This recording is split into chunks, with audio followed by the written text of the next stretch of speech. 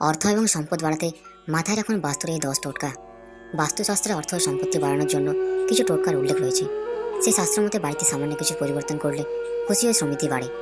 বাস্তুর মতে উত্তরটি কুবেরের দিক। এই দিকটি পরিষ্কার রাখলে অর্থের দিক দিয়ে উপকৃত হয়।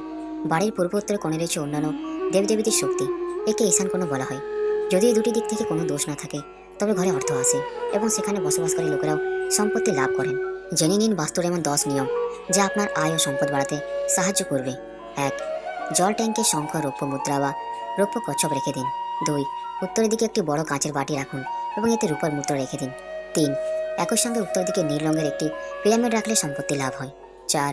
পূর্ব উত্তর কোণে ভগবান গণেশ এবং মা লক্ষ্মীর প্রতিমা রেখে পূজা করুন। 5.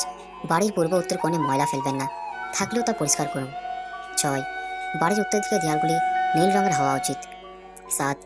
বাড়ির জলের ব্যবস্থা সবসময় উত্তর দিকে হওয়া উচিত। 8. আমলা গাছ বা তুলসী গাছটি উত্তর দিকে লাগান। 9. কুবেরের দিকের কারণে বাড়ির উত্তর দিকে সবসময় সিন্ধুক বা অর্থ রাখার স্থান হওয়া উচিত। 10. ঘর সাজানোর সরঞ্জাম ও একজামগুলি বাড়ির উত্তর দিকে রাখতে হবে। তো বন্ধুরা, ভিডিওটি যদি ভালো লেগে থাকে তাহলে লাইক করবেন, শেয়ার করবেন